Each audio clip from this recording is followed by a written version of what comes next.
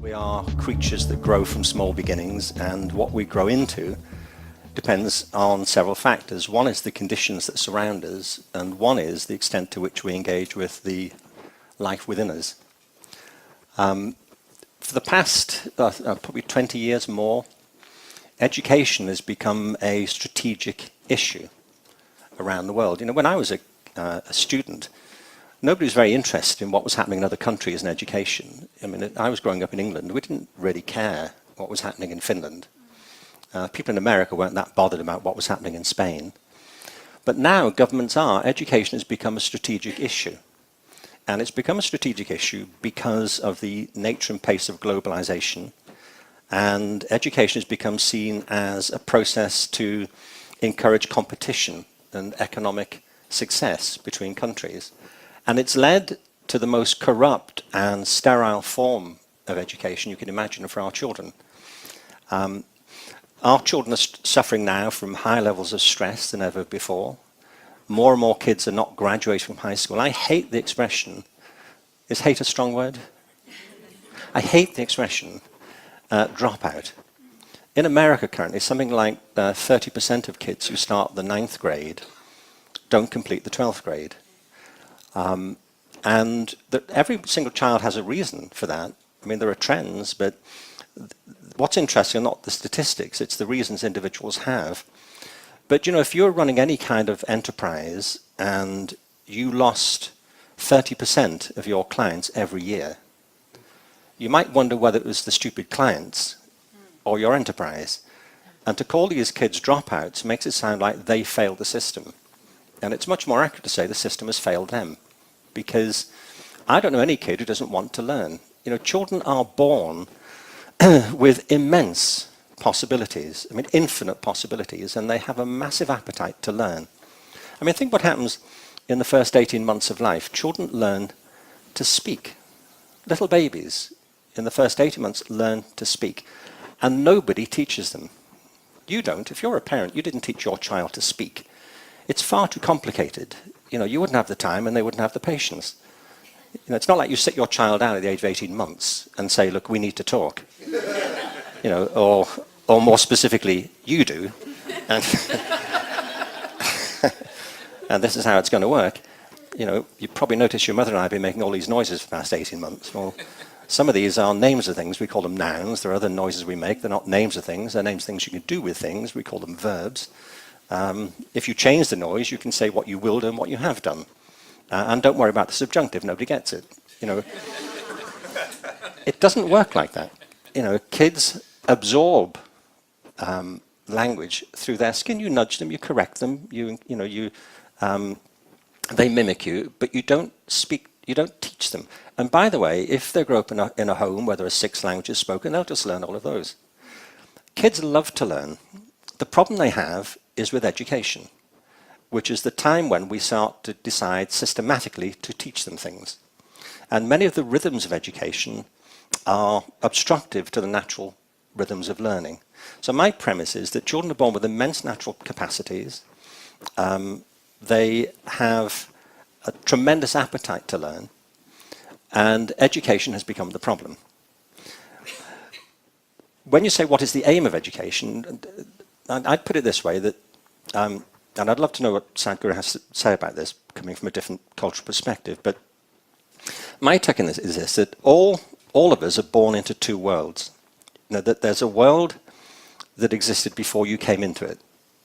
It was there before you were. It's the world of historical circumstances. It's the world that exists whether or not you exist. That will be there when you've gone, according to where your metaphysics take you. But there's another world that exists only because you exist. It's the world that came into being when you did. It's the world of your private consciousness, the world of yourself, the world of which it was once said there's only one set of footprints. But the world of your own anxieties, hopes and aspirations and talents and fears and ambitions and so on. Education is filled with the outer world. And most of the problems that children experience are to do with their inner world. So as I see it, the role of education is to help children understand the world around them. That's clearly essential. And also the world within them, so that they can become compassionate, fulfilled, and engaged individuals. And for me, the great deficit in education at the moment is the extent to which we fail to engage the child's inner world and recognize how much they could become if we invested enough of our time, effort, and own conscious understanding into what their possibilities are. Sadhguru, so much of your work has been about helping people blossom to their fullest potential, to live a full-fledged life. I remember visiting your amazing Isha school, which reflects many of the values that Sir Ken has described. And I'm wondering if you can tell us, in your view, what makes for a perfect school? And how does Isha or any of your schools address the natural longing in a human being to know? I'm glad that there's no perfect school anywhere, because this aspiration for perfection is very death-oriented. It's something that most people have missed. The nature of life is, it's never perfect. Only death is perfect. Never has death happened imperfectly. Never has life happened perfectly. If school is about life, then there is no perfect school. Having said that, as someone said, not him, somebody from England. No, I'm seeing him as a representation of England. Someone said that education is a necessary evil. It is a necessary evil because there is a resident evil in the world. We have very convoluted aspirations, in the sense, largely, most part of the education is trying to manufacture cogs for the larger machine that we have built. Our children are the fuel, unfortunately. We have to put them into some slot where they'll function well. And when we say the world is no more about people. The world is about the economic engine that we are driving. It's become bigger than us. We have to keep the engine going. We're scared to stop it for a moment. We have to keep going. Now, the problem is this, that we have created a world, if our economies fail, we will be depressed. If our economies succeed, we'll be damned for good. I feel it's better you're depressed. Now, talking about a school as a way of manufacturing cogs for the machine, there are many ways to do it. Every nation has its own system. If I have to shape you into a particular shape that you must fit into a particular machine, it's a cruel process. But now we can't let the machine fail, it needs spare parts. Constantly it has to absorb, and humanity is the spare parts. So our children are the fuel and the machine parts which go into this to run the larger machine, that's one aspect. So this is why I have addressed education in three different dimensions, which people around me are still trying to grasp why these three different things. There is one form of education which is called Isha Vidya, I think they might have showed something about that. This is for the rural masses in India, where the problem is they are in an economic and social pit which they cannot get out by themselves. The only ladder for them is education, employment-generating education. But there are reasonably well-to-do people where they might have gone through that in the previous generation, but this generation need not think about how to earn my living. They have to look at how to expand who they are. So we have Isha Homeschool, which caters to that, because this kind of education costs money. So only people who can afford it can do that. Costs money means not like how it costs here. By Indian standards, it costs money. And there's another form of education where people are not interested in serving this machine or that machine, they want individuals to blossom. So we have Isha Samskriti, where there is no academic education of any kind. They only learn music, dance, art, Sanskrit language, Kalari, which is the mother of all martial arts, and classical dance, classical music, yoga, English language as a passport to the world. So these children are a treat to watch. This is how children should have been. Just to give you a glimpse of what it is, at the age of 15, for 3 years they go into monastic life. Compulsorily they must go on, compulsorily they must come out at 18. They cannot continue. They'll take a monastic life for 3 years, but after 3 years they cannot continue, they have to discontinue that and get back to normal life. This is for discipline and focus, but you can't make the entire world like that.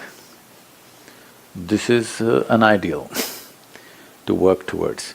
The idea of this kind of schooling is just to develop human body and human brain without any intention.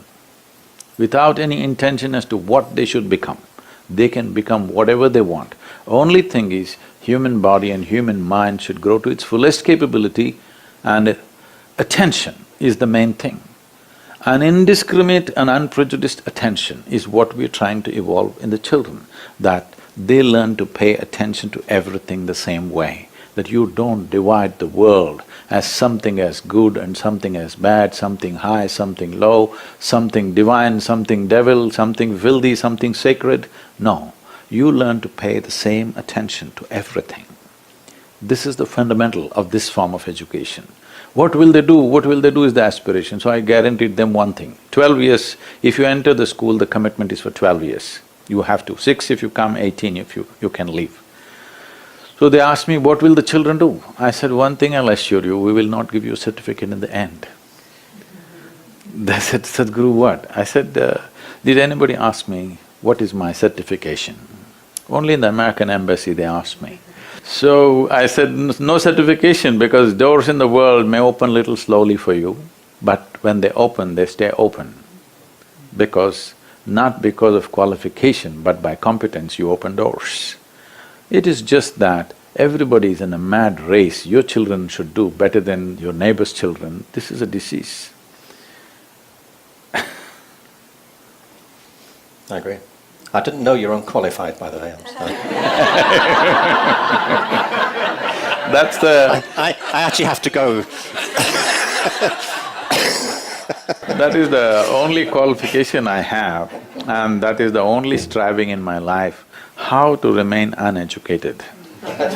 Because this is the biggest problem. Why education has become a problem in the world is, people become who they are in the world because of what they have gathered.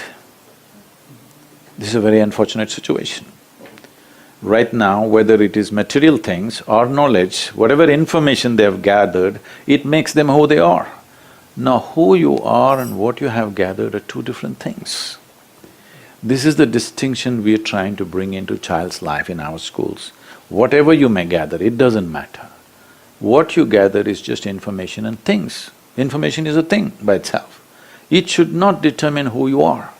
Who you are is determined by a different process, what you gather by a different process. So when I keep repeating to everybody, lot of these people feel ashamed, my guru is uneducated, they try to say, no, he only says that he's really educated. What I'm saying is, whatever I have gathered does not determine who I am. Because the biggest problem in the world is this, from the day you are born, all kinds of people are trying to teach you something that's not worked in their life. I think if I can say, one of the major problems, excuse me, I agree with all of that, is that we didn't have systems of mass education as we know them now, pretty much until the middle of the 19th century. You know, they were invented, made up. Part of industrialization. Yes, it was part of the Industrial Revolution, and it was associated with the big move from the countryside into the cities to provide a workforce for the industrial economy. It's very straightforward from that point of view. It was a massive piece of social engineering. It's why the system is shaped the way it was. We needed a majority of people to do blue-collar work, which is why we had a broad base of elementary education. and a relatively small group of people to do clerical administrative work in suits, which is why we had a small university sector. And the system was created that way in Britain. You know, when I was at school, at the age of 11, well, we all took an exam, I'm sure Ian would remember it. It's called 11 plus. And it determined at the age of 11 which type of school you went to, which sort of high school, a grammar school or a secondary modern school. It was really an IQ test, but people thought it was a blood test, you know, that told them how smart they were. And actually it was just a capacity to do that type of test. And like a driving test, you could get better at it. And I mean, a lot of people were trained to do it, and they got through it.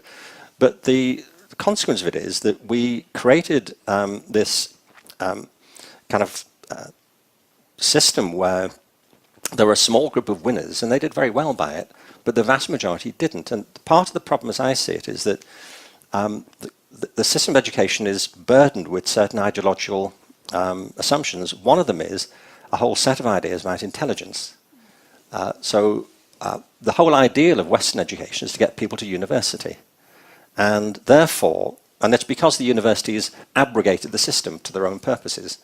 And therefore, we have in the system this deeply mistaken assumption that intelligence is the same thing as academic ability. And academic ability is very important, but it's a very specific capacity, you know, the capacity to do certain types of deductive reasoning, certain types of critical discourse. But the upshot is that if you're not very good at that, you're thought not to be very smart. Because the truth is, if you create a very narrow conception of ability, you create a very big conception of disability and inability. I just said, as we're doing personal stories for a second, I'm from Liverpool in England, and I'd mention one thing. I went to school across the city centre from the Liverpool Institute, which is where Paul McCartney was at school. I didn't know him then. I'm sure some of you people do know him quite well. But I wrote a book a few years ago called The Element, How Finding Your Passion Changes Everything. And I interviewed lots of people for the book, one of whom was Paul McCartney. And I tell you this because I think it's very important you don't leave here today unaware of the fact that I hang out with Paul McCartney. Anyway, Paul, as I call him, was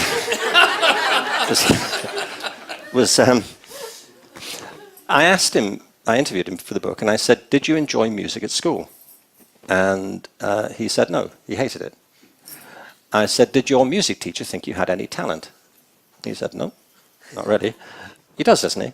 And then one of the other people in the same music program in the same school was George Harrison, the lead guitarist of the popular music group, the Beatles. And I said, did your music teacher think George had any talent? He said, no, not really. I said, well, look, would this be a reasonable comment? That there was this one music teacher in Liverpool in the late 1950s who had half the Beatles in his class. And he missed it. He said, yes. Well, it's a bit of an oversight, isn't it? So, anybody stand out in your class this year, Mr. Wilcox? Not really. Nobody leaps forward, frankly. What I mean is, if you create this narrow view of ability, then you automatically suit all this other stuff. I mean, Sadhguru may remember this, but in the 50s, there was a big polio epidemic, that ran right through America and Europe, and I got it. I was one of I'm one of 7 kids. I was the only one in the family to get it, and the only one in the street to get it. Despite my vigorous attempts to cross-infect the entire neighbourhood, I thought you're coming down with me. But anyway, I was in hospital, and I ended up going into special ed from 5 till 11, and that's what they used to do. So I was in a school which had lots of kids with polio, lots of kids with cerebral palsy, partially sighted, blind, deaf kids. I was sitting next to one kid in school who had a really bad case of cerebral palsy. And it's a terrible thing to deal with, because if you don't have it, if you can to move your arms around, you just have to relax muscles and contract them. You don't think about it. But if you've got cerebral palsy or affected by it, you're fighting your body all the time. So you're doing this type of stuff. And if you try to speak and it's affected your face, it's You sound as if you're talking nonsense. And of course, you may be talking absolute sense, it's just you can't get the sounds out. Anyway, so the guy sitting next to me in my final year at the school couldn't grip a pencil in his fingers, but he could grip it in his toes. And he had beautiful writing, better than mine, actually. Was this handwriting? We don't know. We don't know. But the point is, we were surrounded by people like this. I was saying, I mean, my classroom at school was like the barroom scene from Star Wars. You know, there were kind of people in various degrees of decrepitude, you know, being brought in. But nobody was interested in what people's disabilities seemed to be. What we're interested in was what they were good at, and if they were smart or interesting or what. And the fact is that many of the things that they had difficulty with weren't what really defined them. But because there's this narrow view of ability, if you have trouble writing or speaking, it's assumed that you have some associated mental incapacity, which is why you get this big conception of disability surrounding it. But if you reframe the conception of ability, suddenly you discover all these talents and possibilities that are inherent all the time. Now, I mention it because it's a dramatic example, at least special ed is to me, of what happens all the time in general education. All kinds of kids are told they've got problems who don't have them. They're created by the system. And it's the problem of the system that we need to address, that if you reframe ability, all of these difficulties that people seem to be suffering from suddenly disappear. If you find the things they're good at, if you do as Sadhguru is suggesting, if you create an environment which is holistic, which is addressing your spiritual development, your physical development, which recognizes that human life is not linear, it's organic, and it will take many different courses, then you have a completely different setting of conditions under which people will flourish. And it's the fact that the conditions themselves, which are industrial in character, create problems for kids, which they then begin to rail against. So we now have a system based on competition, narrow view of ability, and one in which people are being medicated to stay with the program. They're being pathologized for losing interest in what is essentially very boring stuff. We sit them down all day long and wonder why they fidget. And there are different ways of doing it, better ways. I mean, for me, it's as plain as day, really. You know, education is not one of those things like an incurable disease and we can't figure out what to do. We know what to do in education. It's about taking this thing to scale. But taking it to scale doesn't mean replicating it, because, as you say, there's no perfect school. Actually, there are no two schools alike, but like there are no two individuals alike. But there are principles you can apply everywhere. And getting those principles in place, to me, is the big challenge now. As we're looking for an evolution of a human being through the education system, the education system should be always an evolving process by itself. When we think in terms of a perfect school, we're thinking of again fixing it somewhere.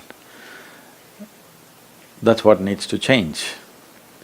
As one can develop, because Ken mentioned this IQ test, I'm saying, as one can develop muscle by doing certain things with the body, one can develop intelligence. The fundamental aspect of developing intelligence is, right now, there are some studies, I don't know, you must tell me, I'm not an expert on these things, which say if a child goes through 20 years of formal education and comes out with a PhD, they say 70% of intelligence is irrevocably destroyed. Because Sorry, I have a PhD, I don't know what you're suggesting.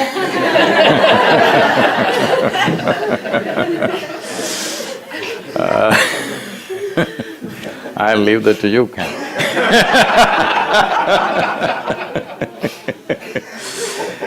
So, essentially what's being said by the studies is we're mistaking information for education. By deadening the brain with too much information, definitely the possibility of intelligence is lost. This is why I said what we accumulate and who we are should remain separate. Who I am should not be influenced by what I have accumulated, whether they're material things or information or impressions. This is of the world. I would like to little differ in what was said in terms of child's inner world and external world. What we are mistaking to be inner world is still external in my perception, because a child's fears, ambitions, aspirations are all external, inspired or infected, I would say, by the outside situation. It is not natural aspiration of life. Natural aspiration of life, if you look at it, if you leave someone uninfluenced from outside, the natural aspiration is always to expand, not to become less. But if you look at today's form of education, because it's purely intellect-based education, there is no other dimension of intelligence in it. And I think in this part of the world there is a serious mistake that intellect has been mistaken for intelligence. Your intellect can function only with the backing of your memory. Or in other words, your intellect functions with accumulated information. If I take away all your memory, your intellect is quite useless by itself. But there are other dimensions of intelligence within you, which does not need the support of memory. If education systems do not focus on activating these dimensions of intelligence, you will find factory workers, you will not find a genius in every home. What you need is an innovative intelligence. Today when I use the word innovation, you think developing a new i8 phone. I'm not talking about that. Maybe we can develop a world without a phone.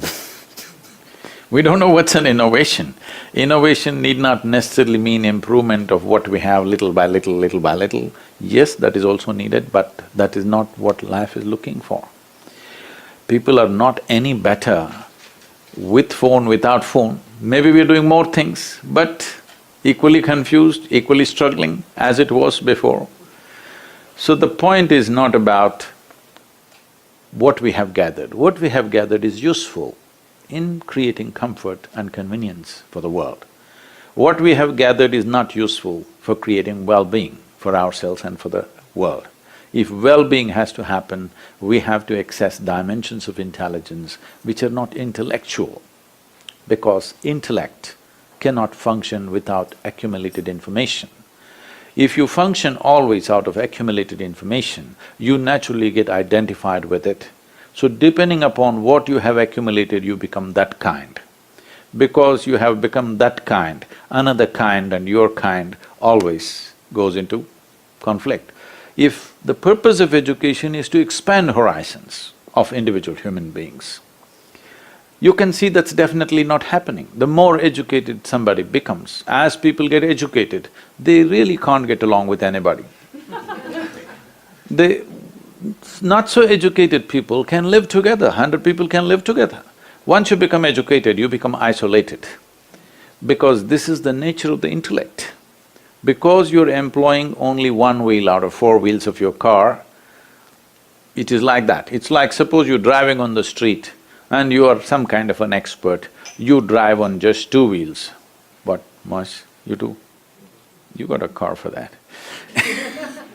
You're driving just on 2 wheels, maybe you're good at it, but nobody else on the street want to drive with you, they will all stop. If you're driving on 4 wheels, everybody will drive with you. So the other dimensions of intelligence have to come, otherwise the moment you get intellectual, unknowingly, in some way you exclude the world. So in a way, the way of our education has been to butcher the existence into tiny fragments, and we're trying to fix the fragments. It's not going to work like that. If education has to become holistic, there are systemic problems, I'm not saying no. But more than the systems, the people who deliver the system, if we can upgrade them in a huge way, every system can be made to work good. I have seen in India, the most rudimentary system is the state education. I have been there to these schools before we went into starting our own rural schools. I just wanted to see what's right or wrong with these guys. I found some schools are like as good as Pig's Day in terms of what they're producing. Some schools, same stuff, but they're doing wonderful work. So it's the people who deliver that. Whatever the system, if you upgrade the people who deliver this, if the best people, See, if we are interested in the future generations of our humanity, the best people in the world must go into teaching. But right now, the lowest grade of people are going because everything is determined by economics. How much are you paid? That's how you go. So this is where what I'm saying earlier is important. What you accumulate should not determine who you are. As long as that is so, the economic values will rule. As long economic values rule, it's the muscle which rules, not the intelligence. Stricken, we tend to measure what we value, and you were talking about standardized tests, but so much of teaching and learning is about relationships that imply intimacy and caring and witnessing and seeing one another with a teacher. And I know you have a story about the teacher, the doctor, who noticed that the little girl who was fidgeting was actually a dancer. Yeah. So how do we, is it about training the teachers, or is it supporting the teachers in a different way? How do we create inspiring teachers or give them the room to help foster all the different types of intelligence that you both have been speaking about? Well, you know, there are excuse me, there are several strands to education, obviously. One of them is the curriculum. I'm talking about organized education. I mean, people learn on their own and can learn informally, but if we're talking about organized education, as in the schools that Sadhguru is describing, or the schools you've been involved in, there's always a curriculum, which is what we want people to learn. So a big part of this argument is we need a different sort of curriculum. At the moment, in America, for example, we have a very narrow curriculum that's based primarily on a fairly impoverished view of science, technology, and math. I say impoverished because math can be a fantastically invigorating and interesting discipline. Years ago, I asked a professor of pure mathematics at the university I worked at how you would assess a PhD in pure mathematics. His intelligence had gone at this point, obviously, you know, but Only 70%. only 70%. But but with a small shard of it that was left, I said, no, I said to him, how would you assess a PhD in pure math? Actually, first I said to him, how long is a PhD in pure math? Because I'd never seen one. And he said he'd seen one recently that was 20 pages long. You know, like 20 pages of math. You know, page after page of math with equals at the end. And I imagine I've never seen one. So I said, well, how would you judge one? I mean, presumably it's right. You know, you'd be annoyed, wouldn't you? Spend 5 years doing a PhD in pure math, comes back wrong. See me. And he said, no, they're normally right. I said, well, how would you judge one? And he said there are two criteria. There's originality. In other words, it's how creative it is. I'd like to talk a bit more about creativity in a bit, but it's about whether it breaks new ground. But the second I loved, he said it's aesthetic. I said, why does that matter? He said, because mathematicians believe that mathematics is the purest way we have of describing some of the truths of nature. And since nature is inherently beautiful, the more elegant the proof, the more likely it is to be true. You could be talking about a sonata or a dance or a poem. And of course, mathematicians do feel that way. To a mathematician, mathematics is a beautiful abstract language like poetry. And the problem people have is they don't speak math. You know, if you don't read music, if you look at a page of notation, what you see is a visual puzzle. If you read music, you don't see a puzzle, you hear a symphony.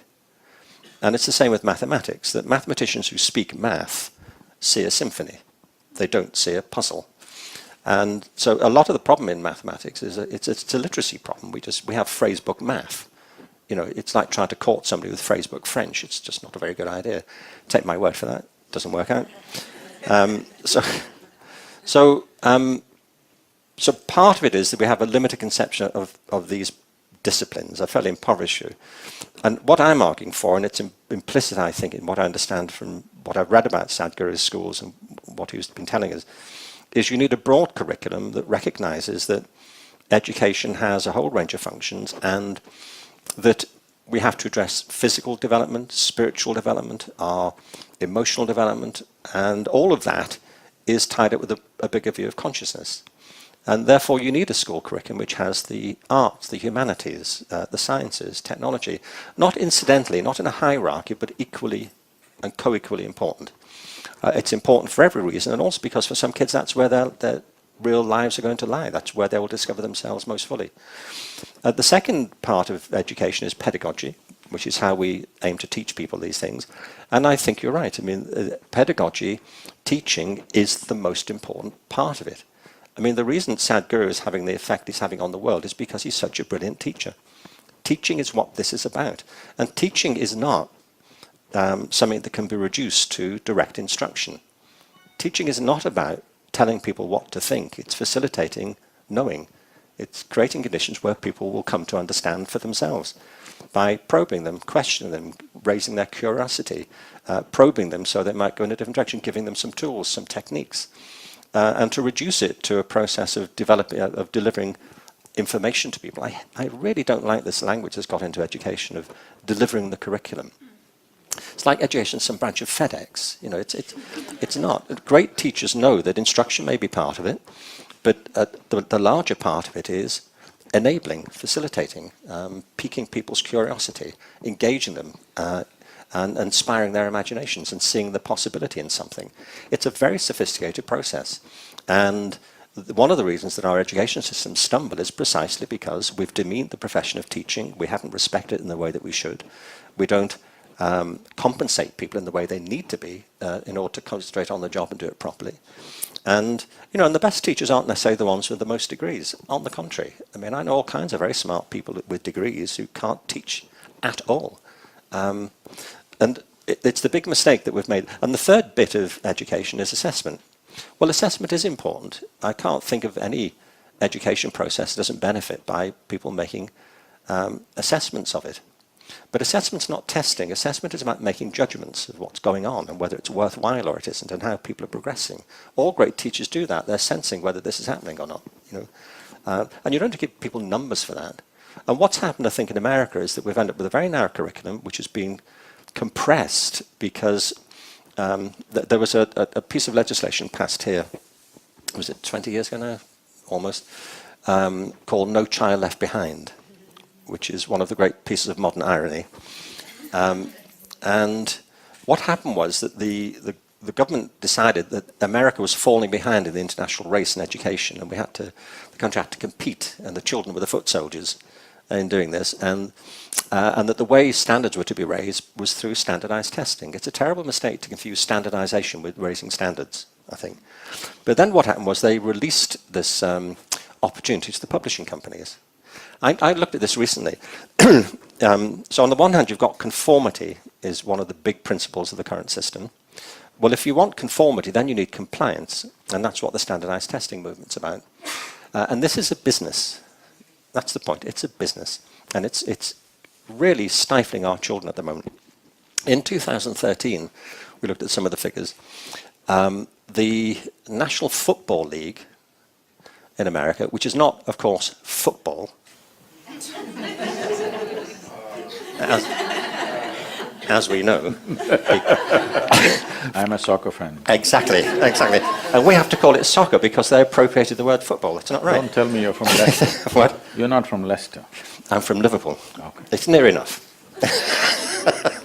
But you know, it's rugby, isn't it, in armour. So, but the NFL was a $9 billion business in 2013. The US domestic cinema box office in 2013 was an $11 billion business. In the same year, the education, testing and support industry in America was a $16 billion business. It's massive, so it's a business. And that's what's squeezing the life out of our kids. Now, the reason I'm saying this is that governments have taken the view that the way you raise standards is by focusing on the curriculum and on testing. And the opposite is true. The only way you improve education is by focusing on teaching. Because in the end, it's children who are trying to learn. It's students. You're trying to get students to expand and to learn. And that's an expert personal job. As soon as we lose sight of the fact that this is a very personal process of cultivating interest and curiosity and talent and ability and all of those things and an awareness of the world around you, if we lose sight of that and the role of teaching, then we end up in the mess that we're in. But the good news is this can be changed. It is being changed. But I just want to say, too, that a lot of what you talk about, I absolutely, totally agree with. I mean, I agree with most of it. I'm not saying there's some bit I just think is nonsense, but because I haven't heard all of it. But this couldn't be more important. With a PhD, I expect that. Exactly. Exactly. Can't grasp all of it. But it couldn't be more urgent, you see. I mean, one of the figures you quote, and I do too, is that we currently face on Earth challenges which are without precedent in the history of humanity. I mean, on the one hand, you have exponential growth in technology and its impact on culture, on economy, on the way that people live. It's revealed all kinds of possibilities, many of them miraculously good. As you said, there are things we're capable of now we couldn't have even contemplated 50 years ago. The big problem is that our spiritual development seems to be lagging a long way behind our technological capacities. Secondly, the population now is accelerating at a point where, well, we're already the largest generation in the history of humanity. For most of human history, there's nobody around, really. It took a whole of history to get to 1 billion people in 1800. In 1930, it was 2 billion. In 1970, it was 3 billion. Between 1970 and 2000, the population of the Earth doubled from 3 to 6 billion. Right after the Summer of Love, as it turns out. You can't tell me it's a coincidence. And we're now at 7.4 billion, heading for 9 billion by the middle of the century. And we don't know if the Earth can handle it. Actually, we know that it can't. There was a really good program on the BBC a few years ago about how many people can live on Earth. It was called How Many People Can Live on Earth. And it was presented by David Attenborough. They're very good at titles at the BBC. But they concluded this, that if everybody, because we all need, you've made the same point, Sadhguru, that we all need food, fuel and water to survive, and air to breathe. And if everybody on the Earth, they concluded, consumed food, fuel and water at the same rate, all 7.5 billion people, at the same rate as the average person in India, the Earth could sustain a maximum population of 15 billion people. So we're halfway there, we're 7.5 billion people. Of course, we don't all consume as they do in India. They said if everybody on the Earth consumed at the same rate as the average person in North America, the Earth could sustain a maximum population of 1.5 billion. And we're 5 times past that. That's on current methods of production and consumption. So we are heading to an abyss here. And if we don't change course, by the middle of the century, we're going to need 4 more planets to make this work. Now, the interesting to me is, as I know it is too, that these problems aren't being caused by the rest of life on Earth, they're being caused by human beings. And it's a problem of consciousness and of creativity. We've created these problems, so we either have to by reproduction, a lot of people are thinking they're being creative. What's that? By reproduction, a lot of people are thinking they're creative. Yes, that's right. Well, that's right. You know, people talk about saving the planet. And I think the general conclusion has to be, the planet's going to be fine. The planet's been around for nearly 5 billion years. It'll shake us off like a rash. We tried humanity, not so good. We're going to stick with bacteria. They're fantastic. But it's a serious thing. There was a very good observation by H.G. Wells, the science fiction writer, who said that civilization is a race between education and catastrophe. And there's some truth in that. Education in the sense of developing our capacities, our awareness, and our understanding of ourselves and of each other and of the world around us. If we don't take seriously these principles, then we're condemning our children to a very, very bleak future.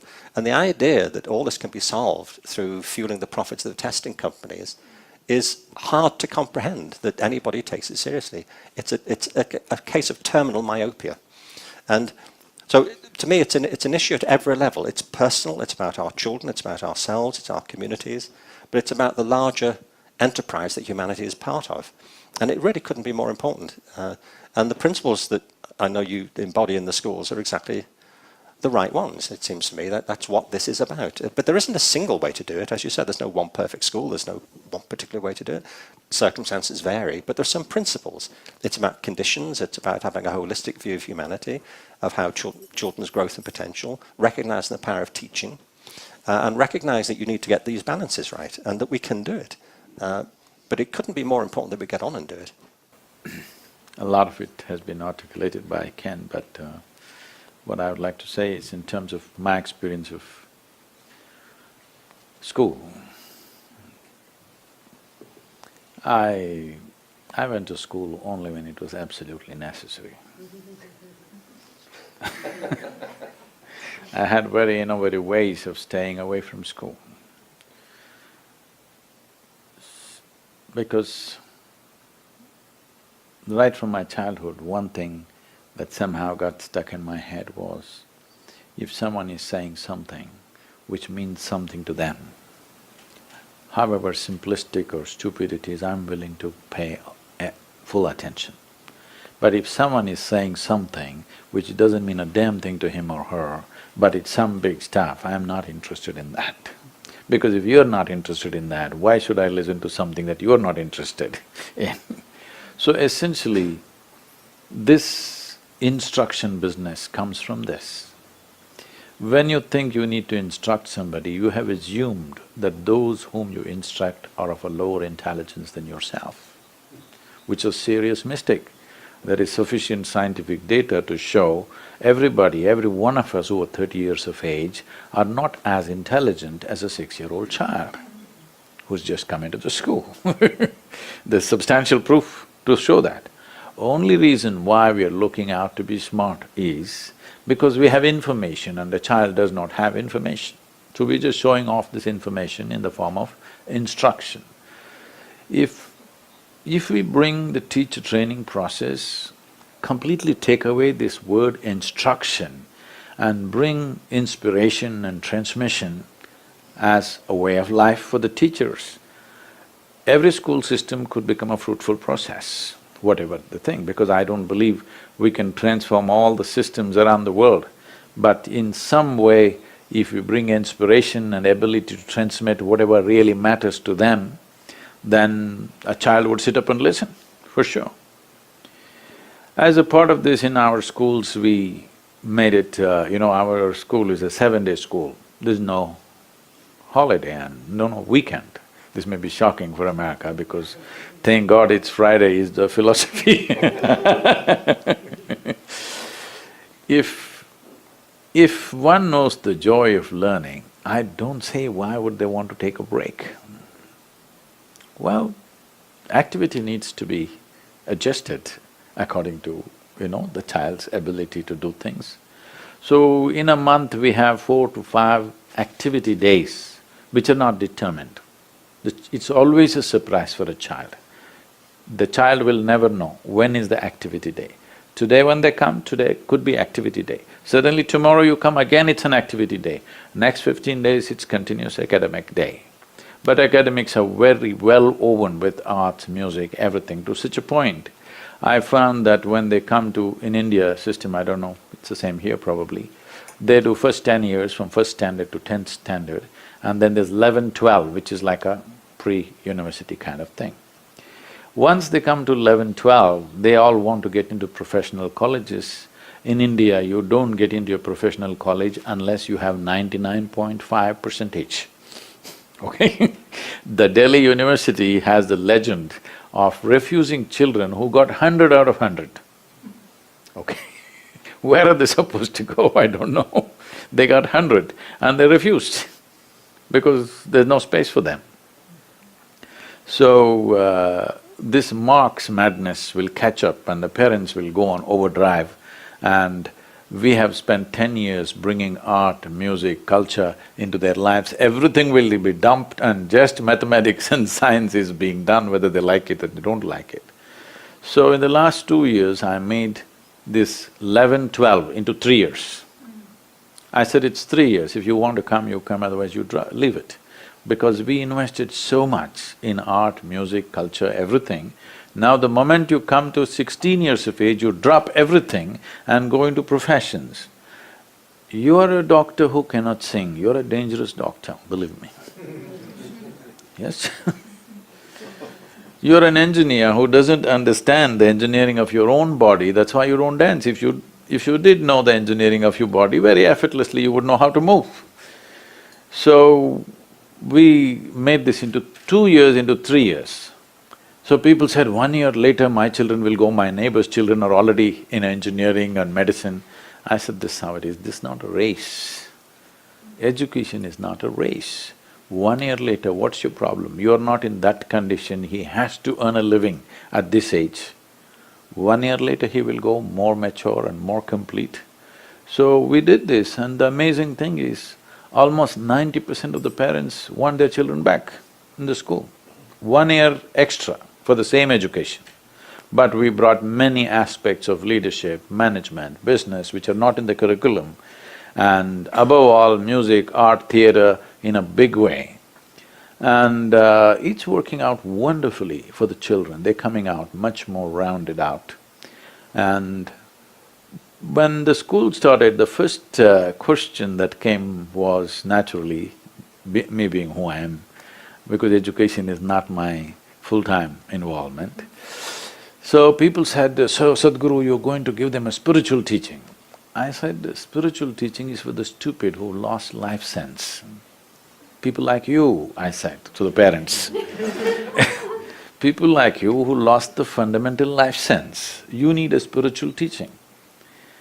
If you allow human intelligence, if you know how to nurture human intelligence without influencing it, because teachers think they have to influence, parents think they have to influence, religious teachers, of course, they want to influence. Intelligence need not be influenced, it just needs to be inflamed all the time. But everybody wants to influence. This wanting to influence human intelligence comes from, I think, in these parts of the world, there is a religious thread in the education system of very strong sense of opposites. Something is God, something is devil, something is heaven, something is hell, something is evil, something is good. This is so strongly set up in people's minds.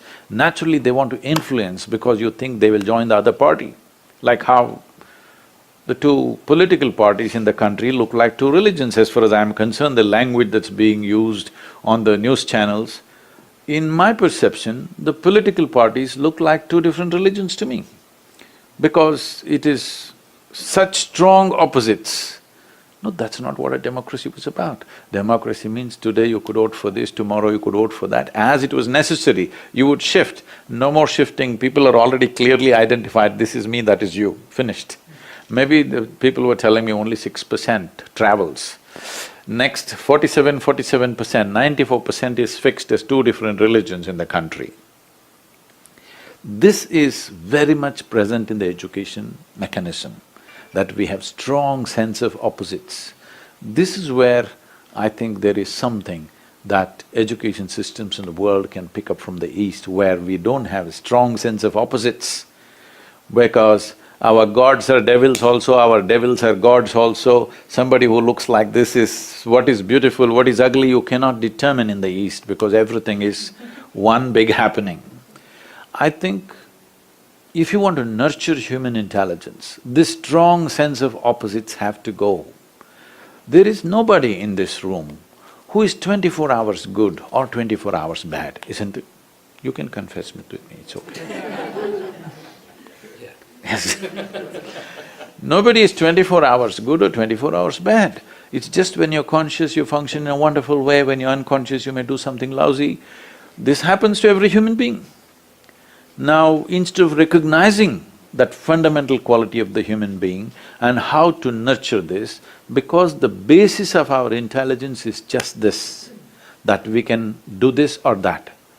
If you were another creature which doesn't have the same level of intelligence as the human being has, a tiger will only do that, we know exactly what he will do. A hyena will only do that, a buffalo will only do that, it's all fixed. A human being can do just about anything. That is where the intelligence comes in, that an active intelligence would choose an unconscious and a kind of conditioned intelligence will tend to do a certain thing. The purpose of education is to decondition the intelligence so that it becomes an active intelligence, adapting to the situations, doing the right thing for the situations in which we exist, not positions that we have already taken. That is the essence of intelligence.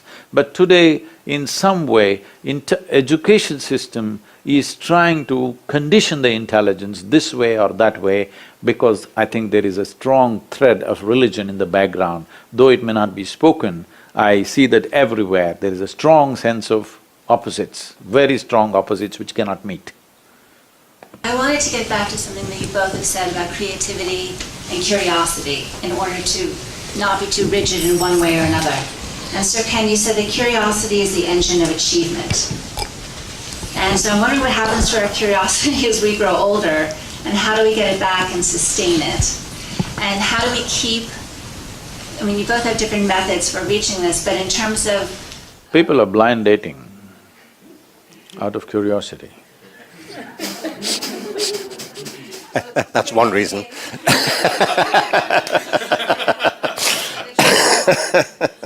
What's that?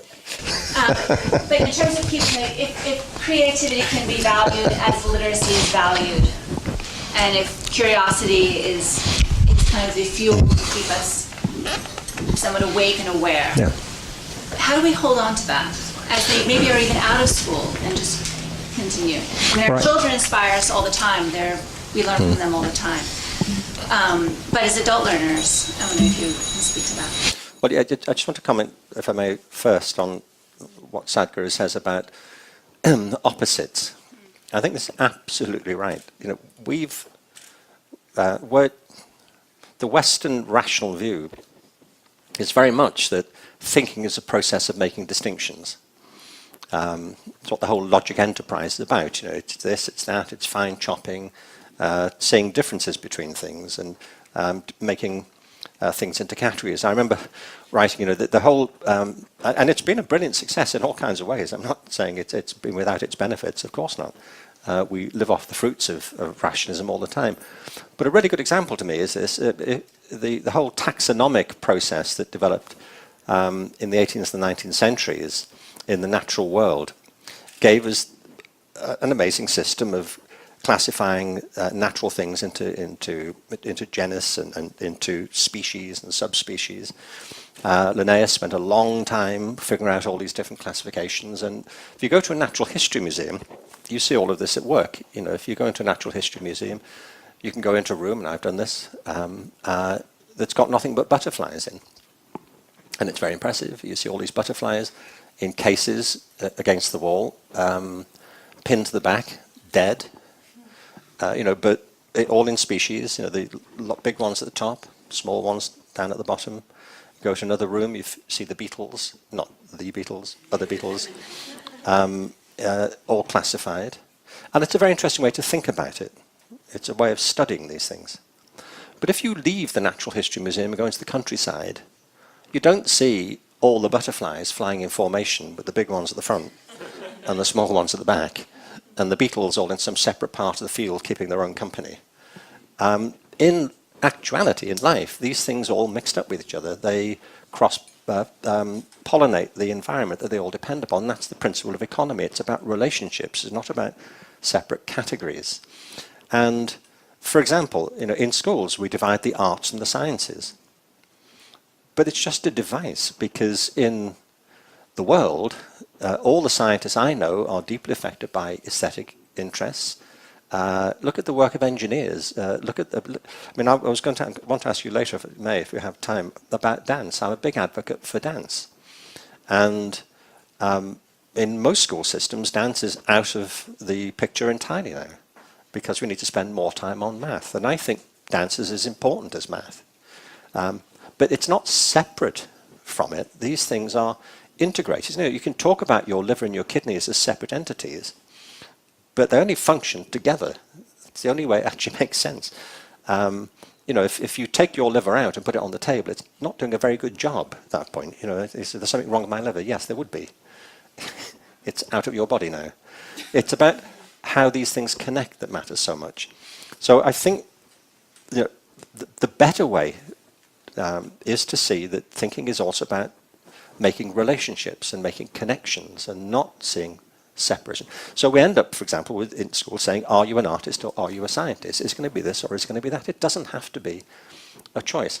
So when I talk about creativity, I often ask people, I mean, I ought to get a life ready, but I do ask people how creative they think they are, large groups. And it's interesting to me how many people who are creatives, so to speak, will also say but they're not really very smart, or people who think they're intelligent will say they're not very creative. And actually, creativity and intelligence aren't separate. They are functions of the same thing. Creativity is about having fresh ideas, and that's a function of intelligence. So when I say creativity is important as literacy, it's not separate from it. But creativity seems to me to be the hallmark of human intelligence, however we describe it. And there's something prior to it, which is imagination. Imagination is the power to bring into mind things that aren't present. Creativity is putting that to work in some way. But the best evidence of the power of human creativity is that we all create our own lives.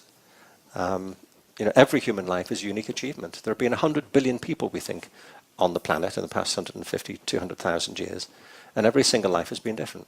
Every one, because you create your life. Unlike most other creatures. And human beings don't live as other creatures seem to, only in the direct physical world. We live in worlds of ideas and beliefs and values and cultural practices and traditions. And we human beings invented virtual reality long before Oculus. We all live in virtual worlds. It's what the great cultural conflicts are about, when people's conception of the world come into conflict like this. The great religions tearing each other apart over ideas. And cultivating creativity and curiosity seem to me to absolutely be paramount, and it's the starting point of education. You have to help people to see that many things we think are provisional, they're contingent, they can be changed, we can think differently.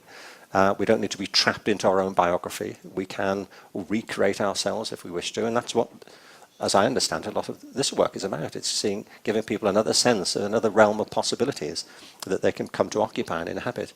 But it begins by enlivening the capacity to ask questions, the sense of intrigue about the world around us.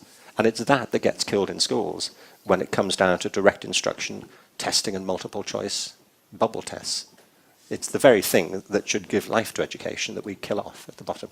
This is so wonderful. I don't feel crazy when I listen to you too. I think there's a couple things. This idea of you have someone like each of you. I always think, I have 2 children, and I think, if we raised each child like they were the found Dalai Lama, they go to find the Dalai Lama in some country and say, or some village and say, you're the Dalai Lama, and they raise this child to think that they are this divine person. If we were to revere and raise each child in that way, I think, thinking they were the next whatever, don't you think that would completely change the way? In other words, what you said earlier about how we look at kids and we think we know so much more, but really, I think we're here to serve them. Yeah, but if you had too many Dalai Lamas, what would you do? Well, there'd be a lot more peace on earth, I think. No. Maybe. The thing is, I know this is a common word used in this part of the world about raising children. You can't raise children, you can raise cattle. You can't raise children. This is an idea you must give up. Children grow up, as Ken pointed out in the beginning, you can only create a conducive atmosphere. They grow up. It doesn't matter, you have 2 children, how old are they? One is almost 7 and one is 9. Okay, you will see as they grow. Though it is the same genetics, same food, same homes, maybe same school, you will see one will go like this, another will go like that, because there are different ways to perceive the same thing. The receptivity in our mind is of different ways. If we have to get into technicality of this, in yoga we recognize 10 dimensions of receptivity. I'll talk about 5 because the other 5 are too esoteric. These 5 are referred to as centers of sleep, centers of memory, centers of imagination, centers of right perception, centers of perversion. It is there in all of us. If it comes something, let's say the same information or a same aspect comes to all of us right now. Somebody is little sleepy mode, some of them are, little sleepy mode, they will perceive it one way. Somebody is deep into their memory of whatever their experience of lives are, they will perceive it one way.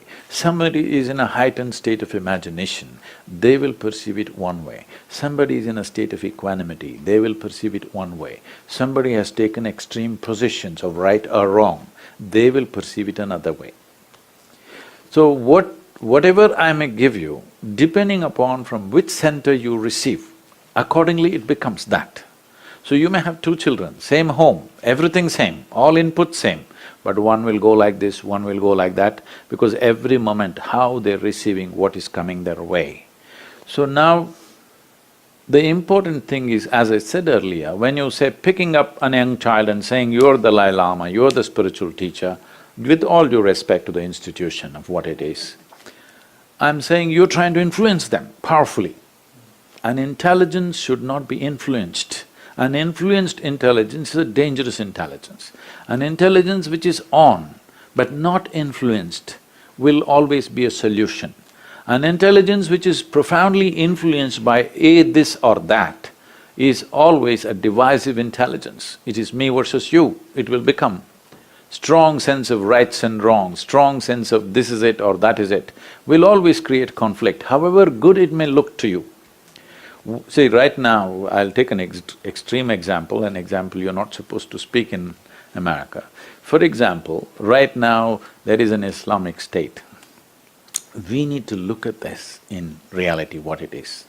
There is somebody out there who believes in something which is more precious to them than their life.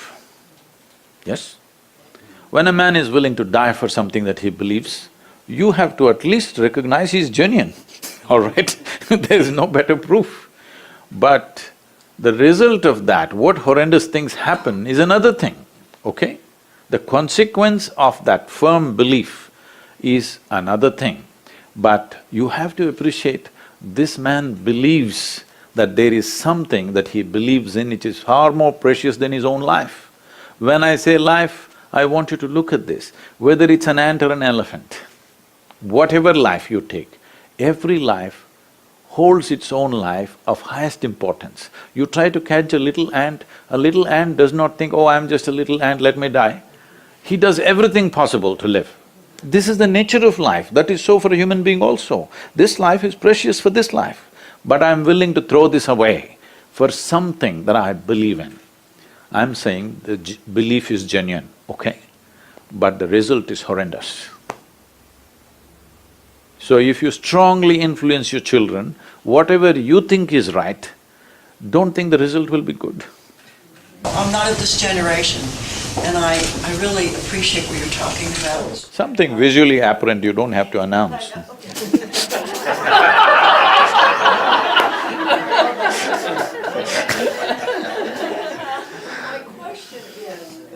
But I'm more ancient than you can see. My question is, in listening to both of you, I was wondering why the economic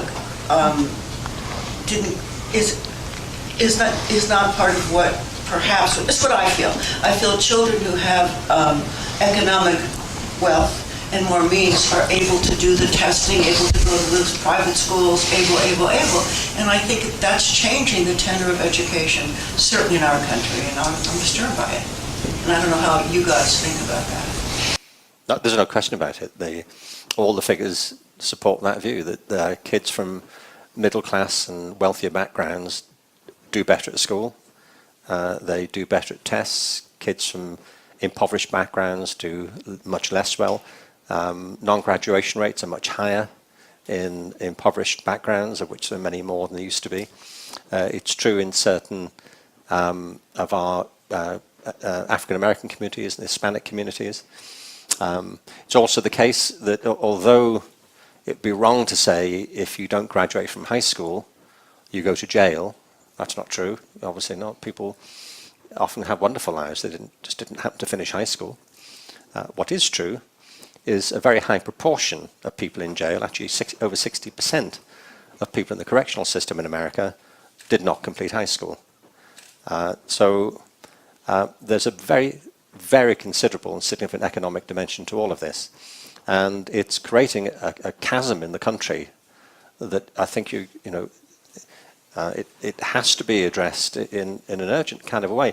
No, but America, prides itself, it keeps telling itself it's the best country in the world. We have to watch this. I mean, I live here. I lived here for 15 years. There's a reason. We like it here a lot. But nobody has a guaranteed place anymore. I mean, when there's a book written about the fate of empires by a guy called Jared Diamond. It's a very good book. It's called Collapse. If there's a problem for Jared, it's that he gives you too much on the cover. He needs to come up with a more elliptic title if he wants to sell copies of his book, I think. What happens to empires? They collapse. We're done, really. He should have called the book, What Does Happen to Empires? Read on. Now, you see, I'm from England. I'll keep mentioning it from now on, just so that... If in the middle of the 19th century, Britain had the largest empire in human history. That's not jingles, I mean, it's just a matter of historical fact. We had the biggest military program, the biggest economy, the biggest colonial program. If you had gone to the court of Queen Victoria in 1870 and said, this empire will be over within a generation, you'd have been laughed out of the building. But it was. By 1918, we'd lost a generation of people in another foolish war. We were virtually bankrupted by it. In 1939, it all happened again, and in 1945, it was finished. I was born in 1950 in Liverpool, and we played in bomb craters, and we were on rationing. We had powdered orange juice, powdered eggs, and powdered milk on rations from the central government with ration books. That's how I grew up for the first 10 years. It was over, completely gone. It collapsed. Now, what I'm saying is that America is living a dream at the moment, which is that all this is completely sustainable and can carry on in perpetuity. And it won't. I'm not preaching for an empire either, by the way. It's just that America is the most powerful place on the planet at the moment. And it's hemorrhaging generations of children with no economic hope, no purchase on a life that can add up to anything so far, wallowing in all kinds of crime and drug abuse. I'm going to Chicago next week where they have terrible problems with the education system. And to say that this isn't the consequence of America's economic policies is just self-delusional. It's a sort of flagrant disregard of the well-being of the people. That America is being hoisted on its own petard here, economically. With so much wealth concentrated in such a small group of people. And so, I'm not wishing for it, argue for it. I don't wish it on any country. It's just that this is a very serious issue for this country. As we're in this country, we're talking about it. But the good news is, as well, there are lots of wonderful people doing fantastic things. I travel around the country a lot. I'm going to Chattanooga in the morning, and they're doing a whole thing to revive their education. As you were saying, empires end. You talked about England. Well, it was a changing situation in the world, and there was a terrible war and whatever. But empires have closed down without any major disasters like World War II. For example, in India, many empires rose which spread right across subcontinent, and they just closed down by themselves without any war, without any external interference. And there is a significant, if you look at the thing, there was a time when 36% of the world's economy was India, where everybody wanted to go to India, and one guy made a mistake and landed up here, It's a celebrated mistake. a very wrong perception of which direction is which, all right? He mistook the sunset for sunrise. He went west instead of east. Anyway, but that economy, which was over 30% of the world's economy, just closed down simply because they were doing so well and they decided they need to protect themselves. This was the biggest mistake they did. In trying to protect themselves, what was a very transparent culture, they tried to become little introvert. And they successfully did it, and that just pushed it down completely. Then came the innovations, then came all the other things. But one of the biggest undoing for India is they became introvert, they thought they had to protect themselves. Till then, they never protected themselves, they embraced everything. The moment they thought they have to protect themselves, it started going down. If you protect it, you must understand the walls of protection that you build are also walls of self-imprisonment after some time. So what was the worst thing about school for you when you were a kid? You asking me or him? I'll ask you, and maybe Sadhguru will. I didn't have a terrible time at school, I have to say. I mean, the school I went to kind of broadly worked for me. The main thing was that there were, let's say, I went to a grammar school, you know, and although I'm very keen to qualify the importance of academic work, I always rather liked it. You know, it worked for me, and because it's meant to work for some people. But the thing I disliked most about it was we were put on a fast track at school, and it meant therefore we had to drop certain things. So I liked art at school, and because we were supposed to be taking our exams at 15, I went to see the head teacher, and I opted to do art, and he said it was either art or German. That's an interesting conflict, wasn't it?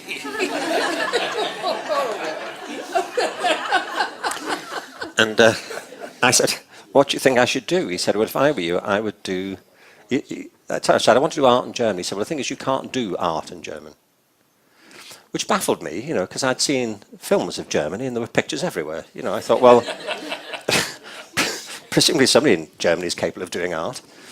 And he said, if I were you, I would do German. I said, why? He said, it would be more useful.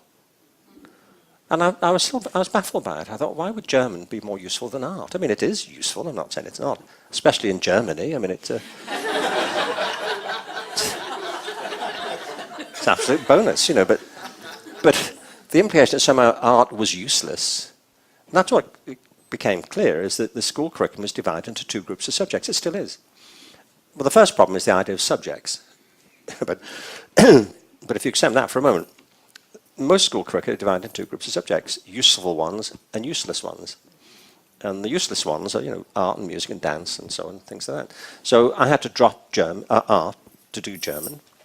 It never worked out. I never got the hang of German. And the reason is, it's impossible. You cannot speak German. We know this to be true. I mean, I tried, but German's like Latin. You know, you have verbs that conjugate, nouns that decline, the word order has to come in the same thing, the verb has to be there in the sentence, they're long sentences. You know, so you can have a long compound German sentence with the verb at the end. So if you talk to somebody in German, it can be ages. You know what, you know, I mean, you know who was involved, where this thing happened, you know, but you've no idea what they did until the last word shows up. You're like, does verb occurs about 15 minutes later? Oh, that was what they were doing. I have absolutely no idea. Actually, I went and gave a talk at in Vienna when I graduated college. I went to go and speak at this education conference, and I was picked up, you know, at the airport in a taxi, and the guy said to me in German, "Where are you from?" To which I replied, "Yesterday evening," in which I now know was a mixture of French and German. And he said, "Oh, you were English?" I said, "Yes, but I can do art." And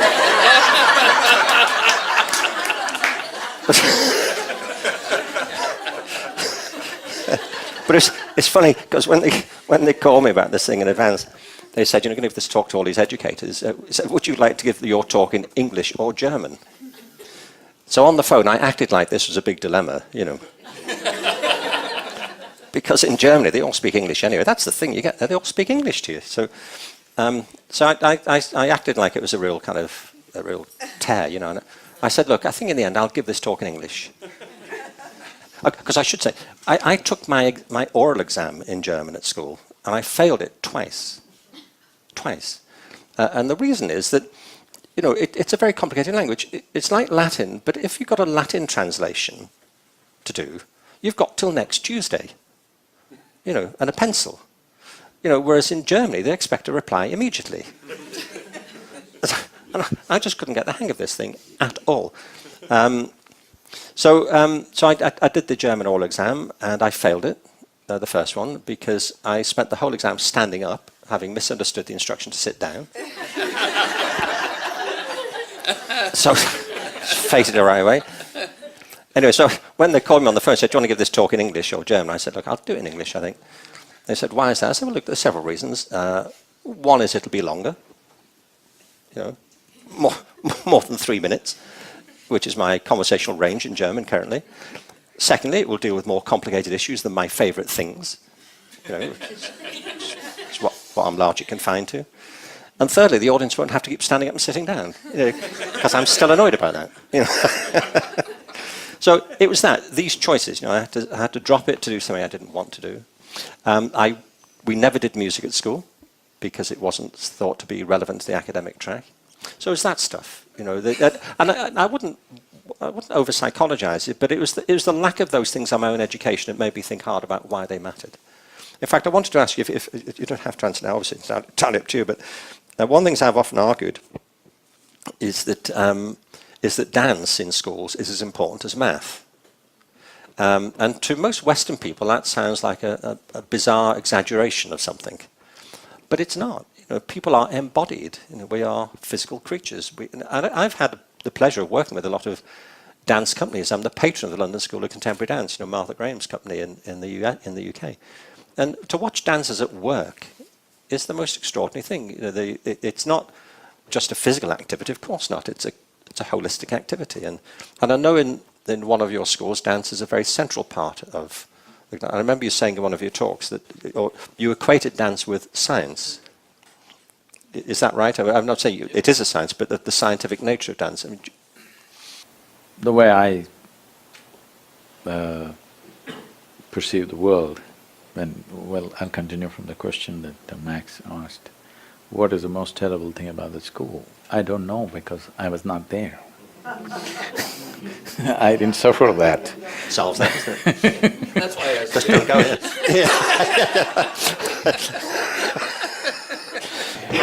So I remember so well, which I've shared with many people.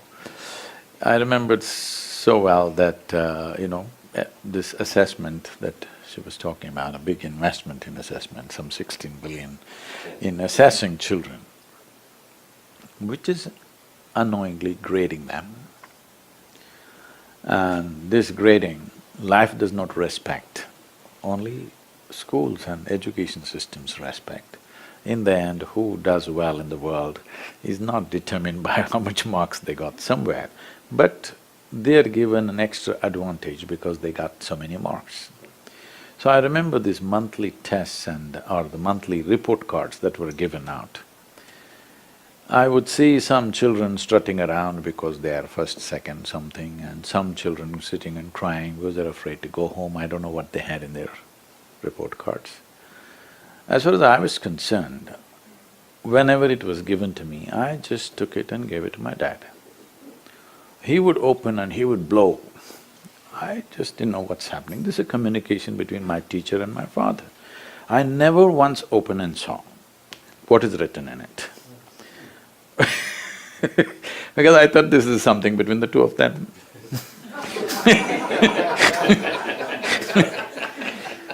Because as far as I was concerned, every test paper I always gave it empty. Didn't write a word on it, or I doodled something. If they insisted, I wrote my name, otherwise I wouldn't write that either. and every time I would change the spelling of my name. Okay? Because the Germans pronounce J as A or Y. So my name starts with J. For some time I wrote it with Y, sometimes I wrote it with W. I tried all kinds of spellings. They said, according to English language, they said a proper noun can be spelled any way you want it. So every test paper, I spelt it differently, as I felt like it. Why I'm saying this is, and when the final test or exam came that I have to go to the next class, my concern was I don't want to be left behind with junior students, I want to go with my friends. So I always passed that one. So people always wondered, is 6 zeros in every test, how do you get to pass this one? I wrote my paper only for 35 marks, which is passing mark. Right through my education, half an hour bell, till half an hour bell in India you can't get up and leave. I'm just waiting for the 30-minute bell. The moment the bell rings, I'll get up and leave. Because by then I've written and I've calculated, I'm getting 37, 36, I'm done, I'm out. Always, if you look at my report cards right through, everything is 35, 36, 37, 35, 36, 37, all subjects. Teachers would beg me, you may know something else, please sit down and write. I said, that's not the point, I got 35. I'm moving to the next class and that's all that matters to me. That's the only concern, that I don't want to be left with younger children, I want to move with my friends. Except for that, I had no interest in anything. This doesn't mean I had no interest in anything at all. I paid enormous attention to every detail of what's around me, with which I developed a certain sense of geometry about everything. By the time I come to 8th standard, my mathematics paper was divided like this. It is 30 marks for geometry, 30 for arithmetic and the remaining for algebra. I never bothered, I don't understand why alphabets and numbers are mixed up. So, geometry I got 30 out of 30, everything else, arithmetic I got 5, that's about it, I went on. Because my sense of geometry is about how everything stands. When I look at the body, I look at the geometry, not at the complexion, not at the shape and form. I look at the geometry, how you're sitting. If I just see how you sit and stand, I will tell you in next 10 years' time what problems you will have with your body. So my sense of geometry came by simply paying enormous attention to anything and everything. It grew to such a point, if I just find a leaf, I could just sit like this for 5, 6 hours at a time.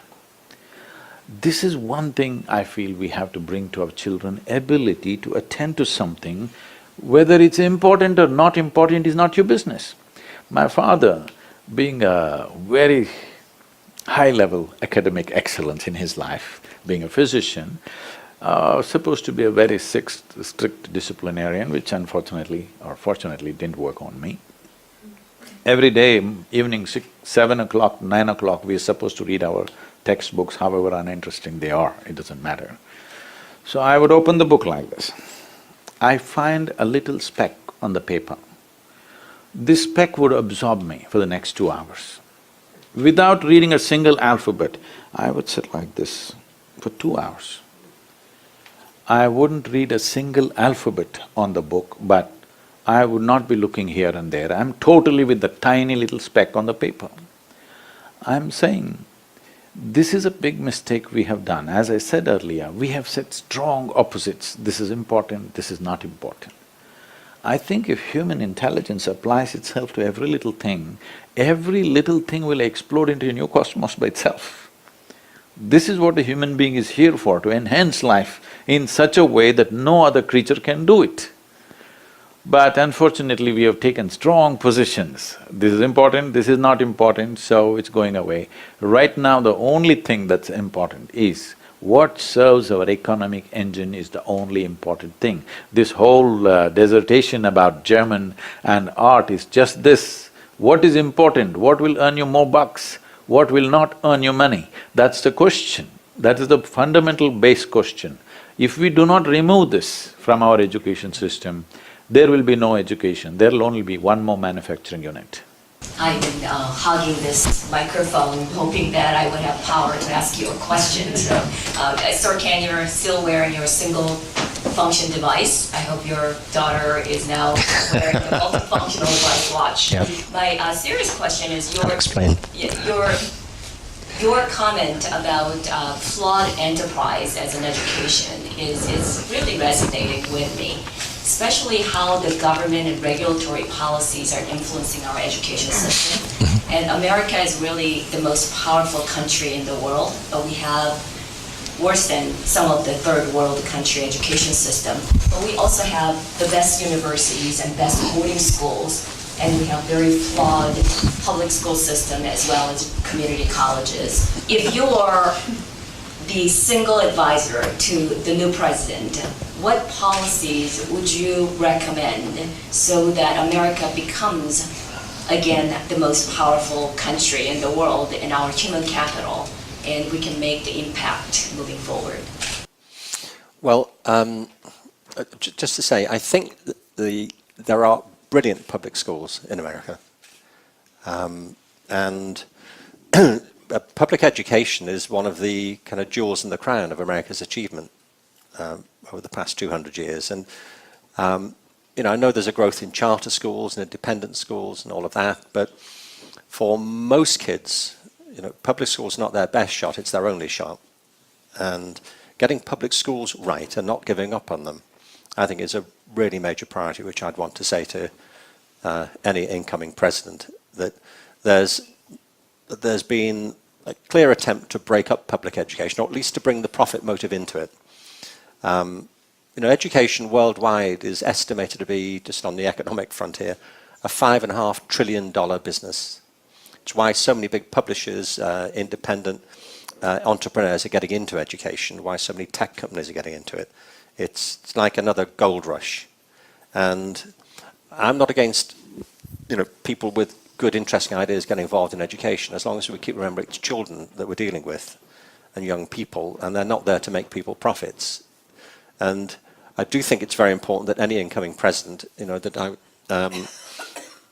that's the first thing I'd want to say. The second is that, by the way, the community college system is fantastic. And more and more people are going to community college because the costs of going to college have become so ridiculous. I mean, student debt now is what, $1.3 trillion, more than all credit card debt. So I think that's the second thing. I think it's an amazing asset in this country. But the third is just the things that we've been saying here about the importance of getting teaching and learning right. I mean, I'm not, and I don't think any of us shouldn't have as our priority making America the most powerful country in the world. And if I were in England, I wouldn't want England or Great Britain to be the most powerful country in the world. It's not. I think the issues are bigger now than countries, and international competitions like these aren't terribly helpful. I think we need a much bigger global and compassionate view of what we're trying to get done. Much more collaboration, much more integration of interests. I mean, for example, by common consent, the best education system in the world at the moment is Finland. And Finland set about revising its education system 40 years ago at around the same time that America did. America got into all this after the Nation at Risk report under the Reagan administration. And America went down the road of standardization and testing and narrowing the curriculum, and it hasn't worked. I mean, billions of dollars being spent with no improvement to speak of. Massive frustration on the part of teachers, principals, disaffection among kids. Hasn't worked. Finland, meanwhile, over the past 40 years, has created the best education system on earth nationally by student achievement, retention, satisfaction, engagement, fulfillment, professional respect for teachers, satisfaction of parents, stability of their communities. It's become an exemplary system. And insofar as they matter at all, these international league tables show that Finland is also close or near the top there too, in the areas that are being tested. It's a fantastic system. And it's the exact opposite. The Finnish education system is not based on competition, it's based on collaboration. Schools work together, teachers work together, universities work with schools, with parents. There's no standardized testing in Finland, as in none. Well, there's one at the end of high school. And there's almost 100% graduation rate. And it works. And then people say, well, you can't compare Finland to America. Well, in population terms, it's hard to do that because Finland has a population of, 5.5 million. America's, 310 million now. But the fact is that education in America is organized mainly at the state level. And there are 30 states in America with populations smaller than or equal to Finland. I do a lot of work in Oklahoma. There are 3.5 million people in Oklahoma. I think Vermont has something less than 1 million. I was in Wyoming recently. I was the only person there. It's just me. Just me and the driver looking for the entrance. So it's not that we should all try to be Finnish and call our capitals New Helsinki. It's not that. It's that the principles apply, and the principles are pretty straightforward. One of the things that I want to say is we talked about the Industrial Revolution and the origins of education in the Industrial Revolution, and it is. You can see it. It's about conformity and compliance, but I think the real comparison is not with industrial manufacturing. It's with industrial agriculture, which also developed during the 19th century. And industrial agriculture completely subverted the old organic systems.